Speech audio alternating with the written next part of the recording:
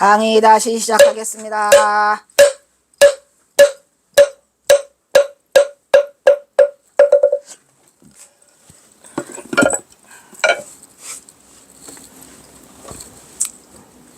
이게 경어선사의 글씨다라고 인정하는 그 근거가 이거 지난번에도 했던 것 같은 경어사 친필에서 글씨의 내용에서 찾을 수 있는데, 그 글씨가 은거부하고 무언도심장 이거 했죠. 이거는 은거부하고 무언도심장은 주작 주의의 12구곡 거기에서 나오는 거라고 하죠. 은거부하고는 그 당시 경어선사가 은거하고 있어요. 그런데 무엇을 다시 구할 것인가? 무언도심장, 말 없는 가운데 도심을 키운다 이런 내용이죠. 근데 경어선사가 맞지 않는 건 도심이라는 거죠. 그리고 도심은 키우는 게 아니에요. 그리고 얼마 후에 필자가 이 글씨를 발견하고 이 글씨에 집중 연구를 하는 중에 우연히 경어선사의 친필이라고 주장하는 족자를 내가 받게 돼요. 근데 그 판본 내용이 똑같아. 은거부하고 거기는 석상고야자. 그래서 이 석상고야자는 또 한산의 시라고 합니다. 근데 이 석상고야자는 어디? 고금당에서 큰 너럭바위에서 그걸 쓰시지 않았을까. 그래서 그 족자 내용으로 보아서 너무나 놀랍고 신기해서 당장 설정 스님에게 보낸 알아요. 그래서 내가 선생님한테 이걸 보냈죠. 왜냐면 너무 신기했어요. 저는 이거를 진주 내려가서 이거를 찾게 되거든요. 설정 스님께 스님 빨강색 보시면 되겠습니다. 은거하고 살면서 무엇을 구하고자 하는가? 말없이 도심만을 구할 뿐. 이거는 추자주의의 시가 무의구곡 48곡 중에서 은거제에서 지은 시라고 합니다. 그래서 은거부하고는 이곳에서 등장을 하고 있고, 은구제라고 써있죠. 은구제. 신공림연계요 야침 산천향이니 은거부하고요 무언도심장이로다. 새벽에 창을 열면 숲이 보이고 저녁에는 흐르는 물소리로 베개를 삼아 은거하며 무엇을 구하리? 말없이 도심을 기르느라. 이렇게 돼 있고, 그 다음에 이제 그 한산시 은거부하고 뭐죠? 석상고야자. 그거는 한산 스님의 시에 들어있어요. 자락 평생도요 열라 석동간이로구나. 야정 다방광이고 창반 패운아니니 유로 불통세로다. 무심직가고요 석상고야자니 원을 상한성이로구나. 그래서 이 석상고야자는 은거부하고는 그대로 똑같이 썼고요. 은거부하고 무언도심장, 은거부하고 석상고야자 이렇게 경어선사가 두 개를 쓰셨어요. 두 개를. 그러니까 어차피 경어선사가 은거하고 있잖아요. 내가 세상을 버렸거니 다시 무엇을 구하겠는가. 이것도 역시 고금당에서 쓴 거라고 했죠. 평생 동안 스스로 돌을 즐기면서 안개와 담쟁이 덮인 동굴에서 사노라. 경어선사가 좋아하는 안개와 담쟁이 동굴이 다 있네요. 거기가. 질박한 마음은 거칠 것이 없고 흰 구름 벗사머니 늘 한가하더라. 길은 있어도 세속에 통하지 않고 사심이 없으니 어디를. 이게 전부 다 중도가 그냥 막 중도가 다 있어요.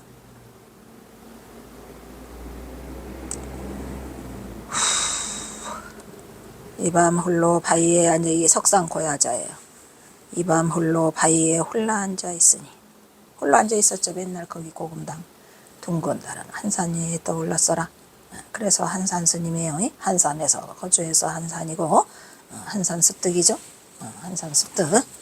그래서 이게 그 말이요. 설정스님한테 내가 보낸 거예요.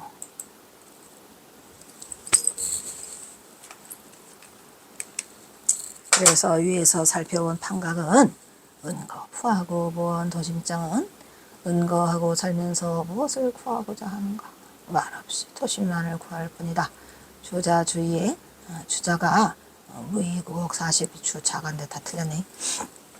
주자가 무의구곡 중 49제 은거제로 지은 시라고 하지만 아래의 족자 은거부하고 석상고야자 역시도 은거부하고는 역시 경어선사의 처지를 드러내고 있고, 석상고야자는 역시 경어선사의 심경을 그대로 드러나고 있어서 어디에서 이것을 쓴 장소 또한 경어선사가 전봉준 장군의 둘째 딸 전옥년을 진안 금당사 고금당 천상굴에서 숨겨놓고 8년을 드나들면서 비군이 행세를 했죠.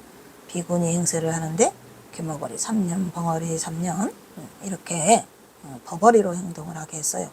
그래서 드럭바의 석상에서 이거를 써갖고 넘기는 앞뒤 정황이 그대로 노출되어 있는 비밀의 비화가 숨어 있다는 것을 알 수 있다.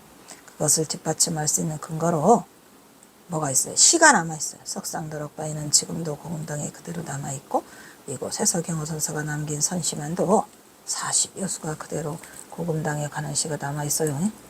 이게 그거예요. 이게 바로 경호선사 글씨죠. 경호선사 글씨는 금방 알아볼 수 있어요. 은거, 부하고, 무원, 도심장. 에헤. 그리고 이것은 똑같은 글씨죠. 그런데 이것은 이렇게 족자로 있더라고. 이것도 내내 은거, 부하고, 석상, 고야자. 이게 경어라고 여기 써있죠, 이거는. 네. 은거, 부하고, 석상, 고야자, 경허. 이게 족자가 진주 내려갔더니 진주에서 어떤 사람이 들고 왔어요. 이거 말고도 다른 것도 또 있어요. 800만 원 달라는데 돈이 없어서 그냥 왔지. 그래서 아이고 이거 엄청 많이 써놨네. 다음은 이 판각의 글씨가 만파의준이 아니라는 근거를 찾을 수 있는 부분을 내가 인터넷에서 발췌한 건데 이거 지난번에 한번 했는데 또 하기 싫으니까 만파의준은 해인사에서 머무르기는 했지만 그분은 경어선사의 글씨가 아니라는 것. 특히 이분은 그 연도가 저 밑으로 내려가요. 1860년도에 있고 초이선사랑 관계되는 그런 분이에요. 경어선사와 초이선사는 만나지 못해요. 초이선사가 먼저. 그리고 이것도 삼가 엎드려 생각하건대 이거 갖고 지난번에 가서 너무 힘들으니까 공명첩이 많이 내려온다. 그래서 뭐하라. 하여튼 뭐를 면해달라는 거요. 앞에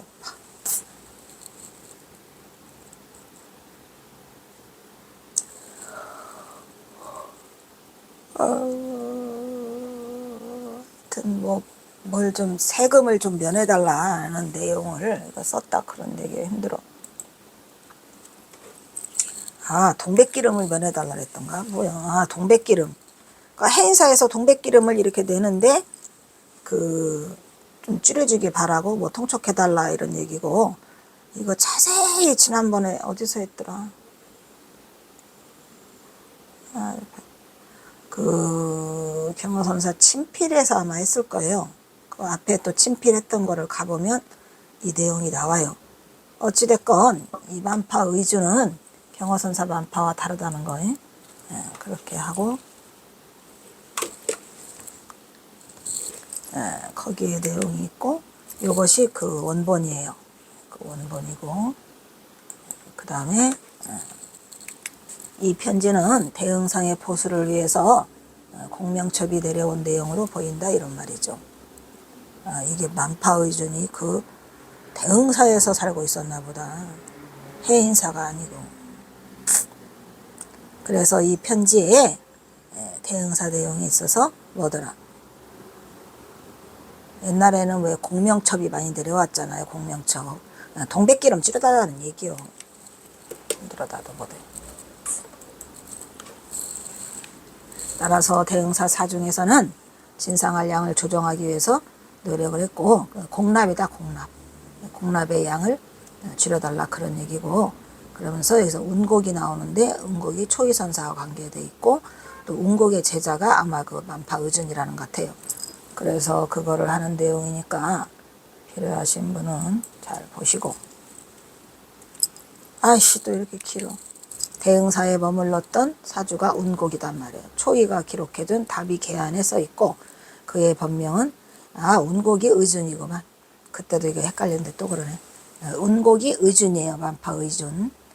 그래서 이 운곡은 의준이고 만파의준도 경어선사와 호는 일치하지만 만파의준은 1796년생이랍니다. 어마어마하게. 그래서 차이가 많이 나요. 경어선사는 1849년생이거든요. 1800년. 그래서 1860년경에 활동한 인물이기 때문에 경어선사는 절대 맞지 않아요. 그리고 은과 부호고 무한 도심장이라는 이 글씨도 만파 의주는 선승이하고 서해가가 아니에요. 그래서 안 맞다 이런 말이에요. 이상에서 살펴본 바와 같이 경어선사의 호는 만파이지만 해인사 불사를 성취한 만파의주는 아니다 이러니. 그러니까 이 만파의주는 아마 그 어디 해남 대흥사에도 계셨었구만. 이미 한문이 다르고 만파의주는 대흥사에서 추적한 기록이 없다는데 아까 안 나왔나? 그러나 아까 대흥사에서 한 것도 뭐였더라? 동백기름이었는데 그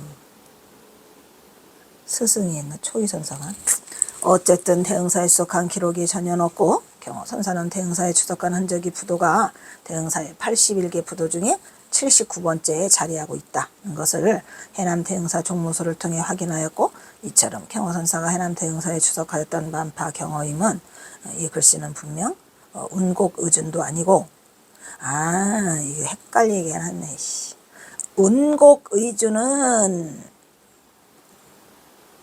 운곡의주는 그 의준이란 이름이 두 개라 해남 대흥사에서 동백기름, 아까 동백기름 얘기고, 만파의주는 해인사 만파의준이고 그 얘기구만.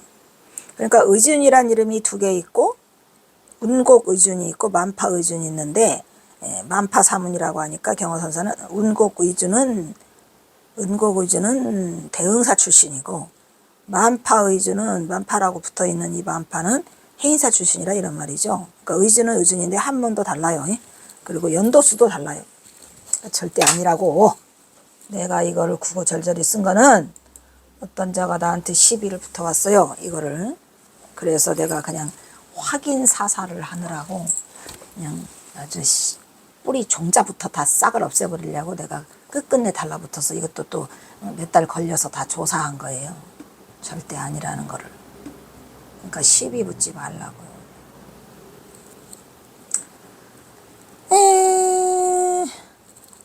어떤 놈은 또 이거를 또 추사라고 그래요. 이게 추사냐? 추사라는 얘기가 있어요. 혹자는 이 작품에 대한 또 다른 의견으로 추사의 글씨가 아닌가 보는 시각이 있다. 해인사의 한 산내 암자의 서각작품 가운데 공개되지 않은 것으로서 송판 2장의 출연 형태의 은거 부하고 무원 도심장 글씨가 새겨진 것이 있다라고 하는데, 이 글씨를 추저없이 일필해서 내견 것을 보아 추사의 필체가 농원. 이게 추사의 필체냐? 추사하고는 하늘과 땅이죠.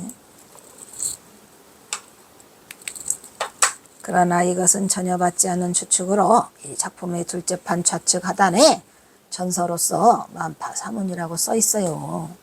그러니까 그냥 무조건 나오면은 막 이거 그냥 필체가 막 써내려가서 이게 추사다. 추사하고 또 경어하고는 또 달라요. 내 눈에는 추사보다 경어가 100배, 1000배 잘 썼죠. 그래서 아까 그 글씨 은거 부하고 무원서심장에 이미 만파사문이라고 새겨져 있어요. 추사는 사문이 될 수 없죠. 추사가 어떻게 사문이 되겠습니까? 그럼 추사가 만파라고 쳐. 만파라고 치자. 사문은 될 수 없잖아. 만파 사문은 아무나 되나? 만파는 이 글씨를 쓴 의준 스님의 호이고, 사문은 승려를 일컫는데 비고와 같은 뜻으로쓰여 해인사 경내에 드는 해탈문의 편액 역시 이 스님의 필적이라고. 이거를 만파의준이라 천만에요. 이거 만파의준 아니에요. 만파의준은 아니고 이 글씨 역시, 그러니까 만파도가 사문이긴 사문이지. 그런데 글씨가 달라요. 아까도 말했잖아요. 의준하고 아까 또 그 의준 다른 의준이 있었죠. 해인사 의준. 연도수도 달라요. 그리고 이 글씨의 필적이라고 하는 만파의준의 글씨로 보고 있는데, 이 역시 그 필체는 엄연히 다르다는 것은 의준의 글씨는 아주 많이 의준의 글씨는 많이 남아있어요. 서예가랍니다. 그분도. 굳이 전문가가 아니라도 한눈에 알아봐요. 나도 한눈에 알아볼 수 있더라고. 경어선사의 필체와는 많이 달라요. 경어선사는 말 그대로 선필이죠. 엄청나요. 경어선사 필체가. 비교가 안 돼요.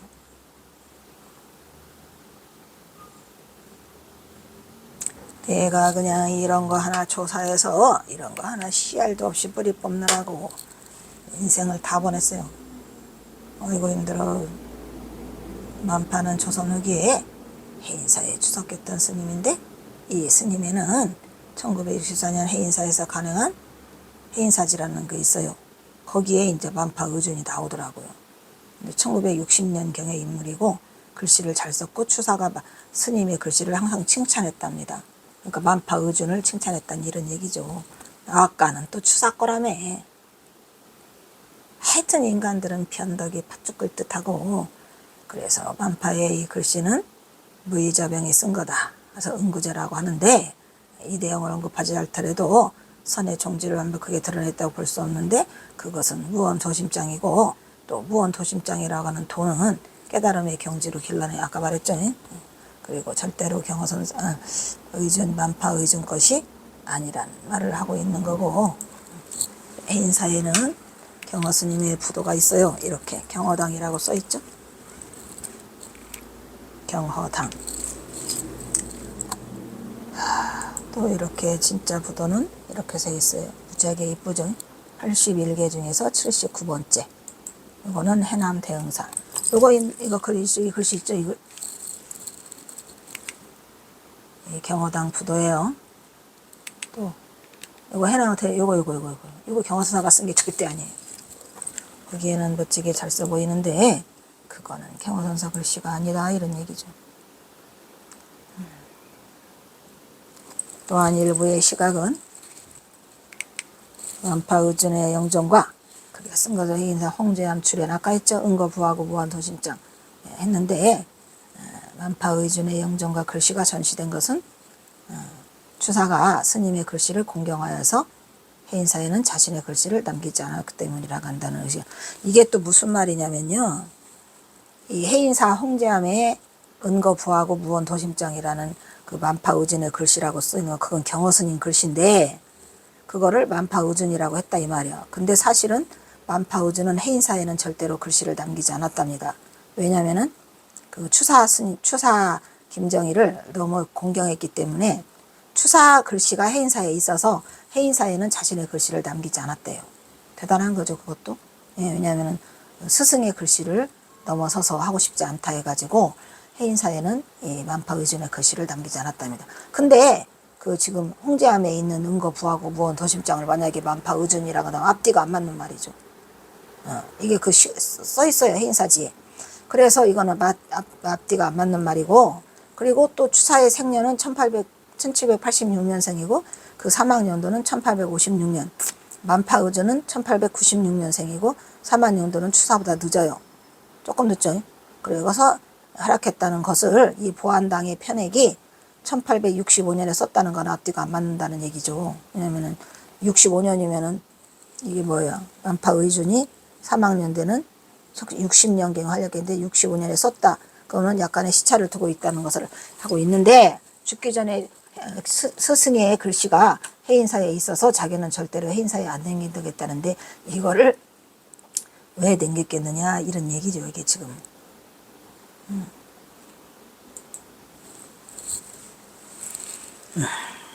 야, 이거 너무 많이 썼네. 뭐 하려고 이렇게 많이 썼을까? 혹자는 말하기를 흔히 산사의 주련이나 편액은 불경의 구절이나 고승에 실을 붙이는 건데 이것을 왜 해인사 홍제암에 있을까요? 경허선사가 홍제암에서 머물었거든요. 홍제암에서. 왜? 고운 최치원의 후신이 아닐까 그런 얘기 있었었죠. 왜? 고운 최치원을 너무 좋아해요. 그래서 홍제암에 머물어서 홍제암에 일화도 있잖아요. 도둑이 들었는데 다 가져가라라고 하는 일화도 있고 홍제암에서 경허선사가 머물면서 이거를 주련을 걷어 당긴 거죠. 그래서 뜻밖에도 해인사에 송대의 대표주 교학자인 주자의 시가 판각되어 있으면 참 특이한 경우인데 이거는 승려들이 불경을 공부하는데 당송시는데 왜 이걸 했냐. 경허선사가 유불선에 해박하기 때문에 이거를 쓰고 자기가 뭐다. 은거부하고 하고 있다. 그래 놓고 무언도심장이라는 것을 거기다 썼다 이런 얘기죠. 만파의준은 왜 자꾸 안 써도 되는데. 만파의준에 관해서 좀 더 살펴보면 해인사의 현재 보안당 편액에 썼다 이런 얘기죠. 해인사 중수기에 장경광판과 관계되는 인수 대비하고 인해 대비 정의왕조 고달프게 어쩌고 하고 도료장과 박중석을 보내서 어쩌고 저쩌고 펴내겠다라는 계획을 하고 있다는 얘기죠. 에헤.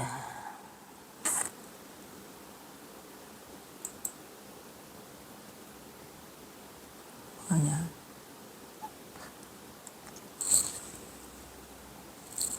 이게 그거야?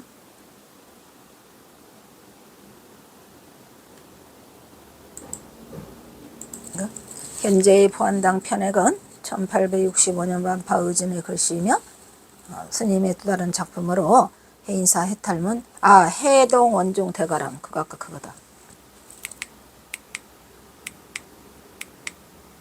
이거 해동 원종 대가 이게 만파 의진의 글씨예요.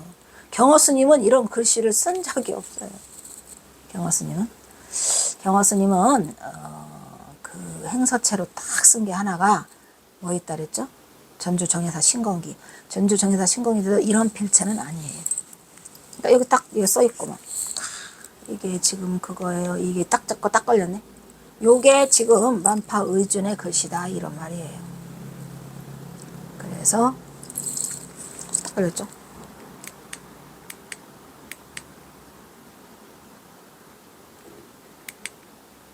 아니 여기 현재 보안당 편액은 1865년 만파 의준의 글씨고 스님의 또 다른 작품으로는 해인사 해탈문의 해동 원종 대가람이라 이것이 그 만파 의준의 글씨예요. 만파는 조선 후기의 해인사에서 수행했던 스님으로 아래 사진 1864년 해인사에서 김설적에 간행한 해인사지라는 거기에 추사 김정희가 만파 스님의 글씨가 자기보다 훨씬 뛰어나다고 칭찬해갖고 해인사에는 절대 글씨를 두지 않는다. 글씨는 해인사 승려가 아닌 대흥사 거주의 만파 승려의 작품으로 전하고 있다 이런 얘기요. 그러니까 그 만파가 그 만파가 아니라는데 대흥사의 만파가 거주한 거는 경호 스님밖에 없어요. 아까는 의준이 다른 의준이었죠. 그것도 만파도 아니고 그래서 해인사에 대흥사에 거주하였던 만파 승려는 경화밖에 없고 만파 의준은 대흥사에 거주했던 은곡 의준과는 다른 인물이죠. 의준은 의준인데 달라요. 그래서 그 법명에서 혼선이 있었을 뿐 만파는 대흥사 승려가 아니고 경화 선사가 대흥사에서 그 주거를 해갖고 만파라는 그게 그 대흥사에 남아있다 이런 얘기죠. 아이고 더럽게 힘드네. 이상에서 살펴본 바와 같이 은거 부하고 무원 도심장은 철저히 경허선사 친필작품이에요. 그동안 우리는 경허선사가 북으로 떠나고 100년이 넘도록 아무도 경허선사의 연구가 미비한 가운데 경허선사의 명성을 잃고 헤매고 있죠. 지금도 이게 간드락간드락 풍전등화 바람 앞에 등불이에요. 그러나 이제부터라도 우리는 후학으로서 한국 선불고 중흥조 경허선사 위상을 바로 세우고 진실을 밝히는 연구와 노력이 곧 한국 선불교의 전통을 바로 세우는 중요한 일이라고 하는 것을 각성하여 경허선사가 남긴 목각본도 아직 돌아오지 않고 있으며 경허집에 실린 수백 편의 선필도 아예 100여 년이 흐르면서도 그 흔적조차 없이 현재 10여 년에 불과하다는 막막한 현실을 직감하고 한국 불교를 살리고 경허선사를 바로 세우는 선사의 자취를 찾는 일에 좀 더 종단 차원에서 노력을 기울여야 한다고 사려지는 바가 크다. 그러나 지금은 내가 여기를 경허 연구를 15년 해오는데 종단도 희망이 없어요. 영퍼예요, 영퍼. 그래서 우리가 후학들 중에서 제가라도 뭉쳐가지고 했으면 좋겠습니다.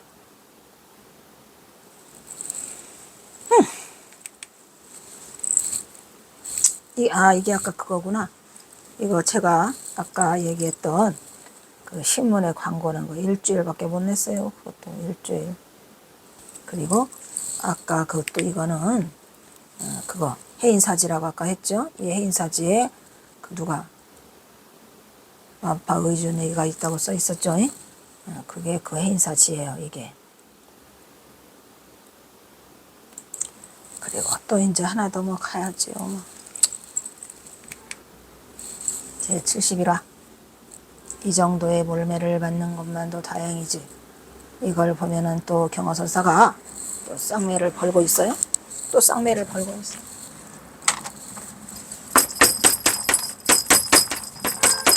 쌍매는 곧 뭐야? 쌍매는 꼭 몰매죠. 몰매를 벌어요, 벌어. 그래서 경허선사는 자기의 슬픔과 아픔을 그냥 이 몰매를 맞는 것으로 어떻게 보면은 두드러 맞고 그냥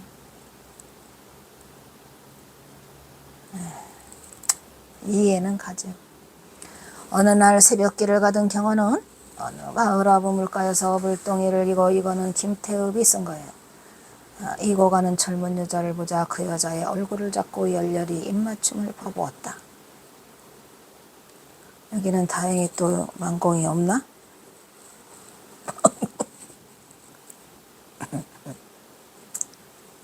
열렬히 입맞춤을 퍼부었다. 여자는 물동이를 팽개치고 도망을 갔고 경호는 얼굴에 미소를 띄우며 유유히 가던 길을 갔다. 제일 만만한 게 물동이든 여인이었던 것 같아요. 왜냐하면 물동이든 여인은 반항도 할 수 없고 팽개치고 도망가면 되니까. 그러나 그의 뒤를 이 마을의 청년들이 손에 몽둥이를 들고 쫓아오고 있었다. 슬슬 뒤를 돌아보도 경호는 그들이 점점 가까이 와가야 돼. 가까이 안 오면 안 도망가요. 예, 지난번에도 왜 그 노인네 그거 할 때인가 노인네인가 밭에서 일하던 사람들 멀리 도망가면 재미가 없잖아요. 가까이 와야지 이제 거기서부터 달리기를 시작하죠. 그래서 슬슬 지나보던 경호는 그들이 점점 가까이 다가와 죽일 듯이 달려들 기색을 보니까 경호는 근데 여기서는 안 도망가. 야, 저기 신기하죠. 이거 대단해. 반전 드라마예요. 달려올 기색을 보니까 망공이가 있었으면은 망공이한테 그걸 보이려고 달려갔을 텐데 오늘은 망공이 없이 혼자. 혼자 할 때는 또 이게 그냥 알아서 자진을 알아서 반납하는구만 그래야. 그래서 다가와 죽일 듯이 달려들 기색을 보자 경호는 자진 반납해갖고 그 파랑을 버디에 뒤집어 쓴 다음 길 한복판에 단정히 앉아버렸다 이런 말이야.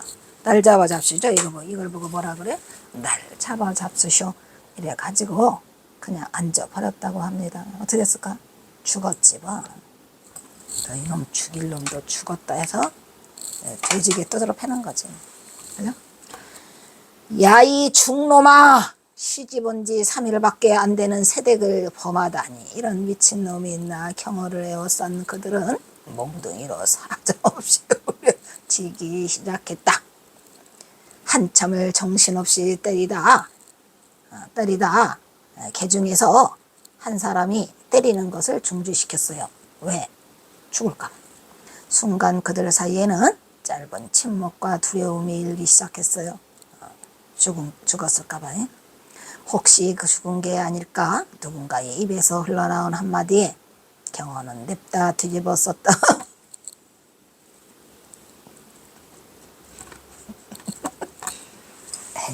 참 우리 경호 스님 대단해요.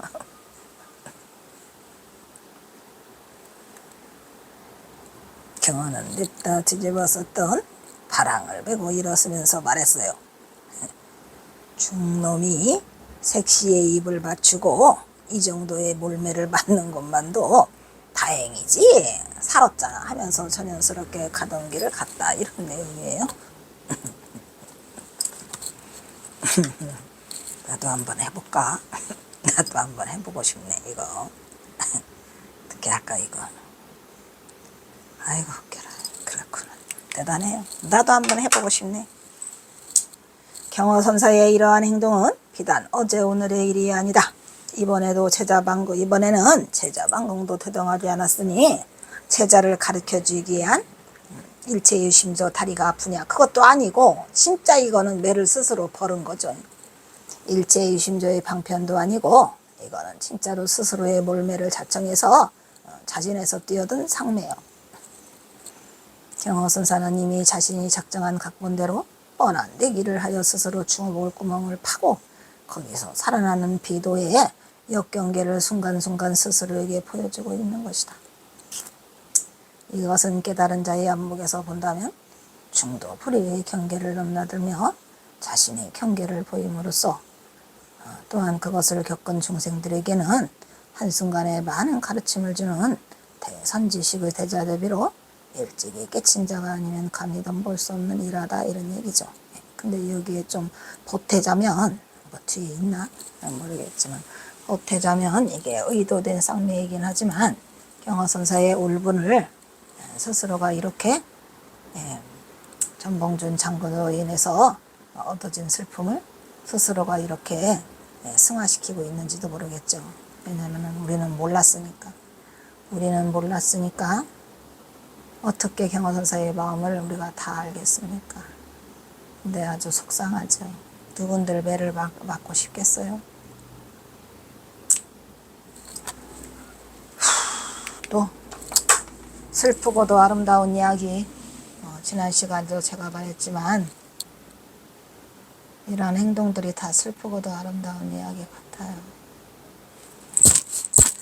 동학사 요명스님이 일찍이 노스님들로부터 전해졌던 경어의 기행당은 상상을 초월한 것으로 동학사의 얘기인가 봐요. 이거는 경어는 동학사 앞산을 넘어서 1시간 반이 지나는 신도안 장터 이쪽의 신도안 장터에 가서 술을 동이째 털어놓고 그렇죠. 동이째 얼굴을 붉게 단청한 뒤에 지나가는 아녀자의 입술을 덮치고 냈다는 일화가 전한답니다. 그러니까 똑같은 거를 계속 반복하신 것 같아요. 그래, 여기를 가도 아녀자 저기를 가면도 아녀자 기껏 해봐야 뭐 아녀자의 입술 그까지 그 입술 덮쳐야 뭐 얻어걷는가. 아니 근데 이제 그 입술을 덮치면 일어나는 뒷이야기들이 중생들이 하는 그 반응이 경어선사로 하여금 그걸 하게 만들었던 것 같아요. 이걸 좋아서 했겠습니까? 똑같은 걸 계속 반복하고 있는데 거기에는 다 뜻이 있겠지요. 그러나 그는 비방에도 칭찬에도 아랑곳하지 않아서 아너자를 희롱하다 죽도록 얻어맞다가 누가 말리면 말린 사람을 해서 야 이 미친놈아 너는 이 남의 일을 왜 방해하느냐 이런 말이요. 이건 어디 가서 써먹었죠? 저기 북한에 가서 누구지? 김타 가서도 네가 남의 삭싸움에 돈 내고 하는 싸움에 네가 왜 끼어들어? 그 얘기예요. 너는 왜 남의 일에 끼어들어 갖고 네 가던 길이나 가지? 이래가지고 호령을 하던 그였기 때문에 경어선사가 이렇게 매를 자청하고 버는 데에는 경어선사 일이 그 일이에요. 두드러맞는 일. 건드려놓고 두드러맞고 건드려놓고 두드러맞고 근데 맨날 그 건드린 게 아녀자 물동이고 가는 처녀 입이에요. 입술이에요. 기껏 해봐야. 그는 자신의 무의 행을 뭐라고 그래요? 축생행이라고 해서 개나 돼지처럼 더러운 진호 이거는 무의 행이 뭐예요? 축생행이라는 거. 그거 문둥이들 그냥 고름을 쪽쪽 빨고 문둥이들을 치료해주고 문둥이랑 함께 자고 이게 내가 축생행이나 뭐가 다를 바냐 개나 돼지처럼 이렇게 우리는 더러운 진흙밭에 머무르 경화선사가 진흙밭에 꼬리를 물고 다니는 자기는 무슨 선이라 그랬죠? 예미선 했죠?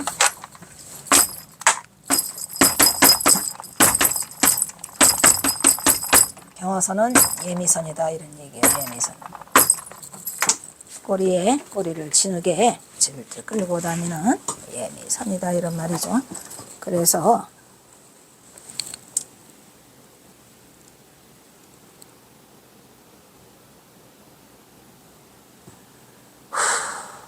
한떨기 연꽃으로 피어나 진흙 속에 피는 연꽃. 그래서 기어나 결국 물들지 않는 청정법신이었다 이 말이야. 그래서의 경어서는 경어 스스로가 돈을 그 매를 벌어요. 놀매.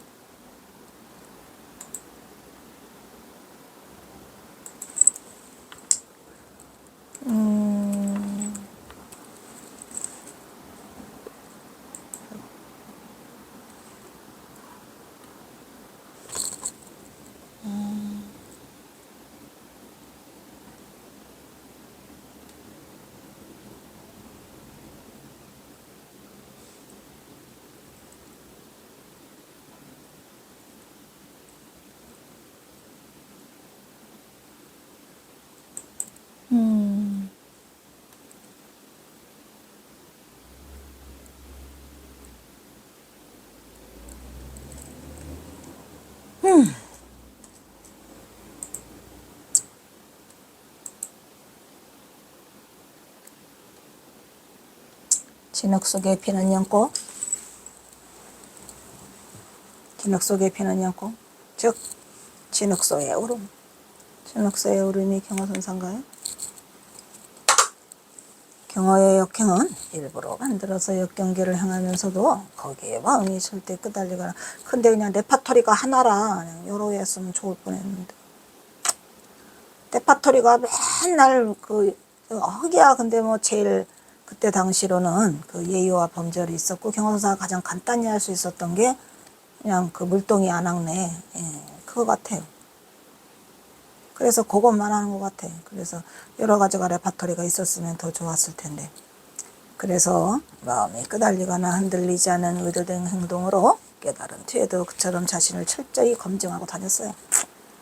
철저히 검증했죠. 해불정책으로 조선 침기 의의 운명처럼 선명마저 끊겨버려 검증받을 스승 하나 없던 세상에서 그는 그렇게 한국 근대선의 첫 세북을 열었고, 그의 이러한 행동에 전봉준 장군과의 비극적인 인연의 굴레 속에서 이것이 얽히다 보니까 경어선사가 자신을 지키기 위한 몸부림으로 이런 역경계를 하면서 더욱 자신을 당금질하고 두드러 맞음으로써 철저한 포임으로 깨달음의 경지를 굳게 지켜나가고 있었을 것으로 보인다, 이런 얘기죠. 우리가 그거를 몰랐기 때문에 경어선사를 잘 이해하지 못했지, 사실은 이게 두드러 맞는 데에는 이유가 다 있더라.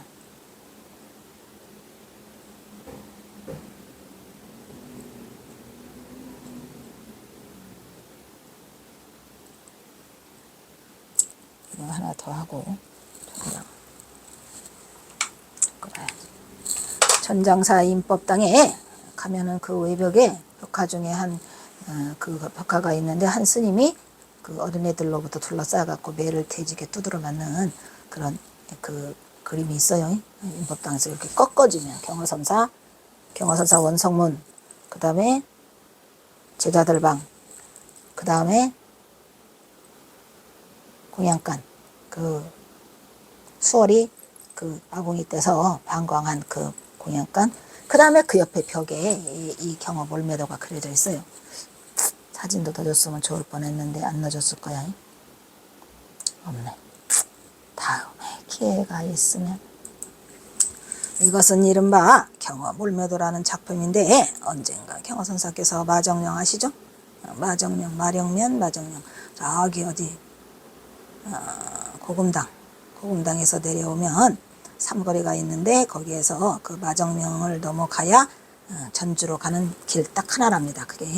그래서 마정령을 넘다가 문명은 초동들을 만나자 스님께서 내기를 하자고 해갖고, 그것을 경어선사가 자신의 조카여 전봉준 장군의 둘째 딸인 전옥렬로 숨겨놓고 날마다 몰래 드나들던 고금당에 있는 곳으로 경어선사가 주장자를 주면서 뒤지게 두드려봤죠. 경어 몰매도는 그때의 일화를 그림으로 표현한 것으로, 경어는 마신받은 자신 보고 니들이 나는 때렸을지언정 이 경어를 때리지는 못했다라고 해갖고, 바로 자신이 깨달은 중도부리의 몸으로 어린아이를 통해서 아동 그 초동들을 통해서 그 드러내 보이고 있는 그런 그 그림이 있죠. 이 그림이 뭐예요? 경어 몰매도예요. 그 경어선사는 레파토리가 그러니까 둘이는 애들한테도 두드러 맞고, 또 안악들을 해서 두드러 맞고, 물동이를 이고 가면 두드러 맞고, 또 자진해서 두드러 맞고, 그냥 안 도망가고, 망공이 있을 때는 달려가서 도망가서 두드러 맞지는 않고, 이 몰매도는 두드러 맞고, 또 망공이 없으니까 혼자 두드러 맞고, 또 어디가 두드러 맞고, 북한에 가서 그 장두루벌에 가서 또 거기 주막에 가서 또 두드러 맞는 거죠. 그래서 두드러 맞음으로써 그 중도부리의 실천을 경어선사가 스스로 몸으로 드러내 보이고 있더라, 이런 얘기요. 여기서 끊도록 하겠습니다.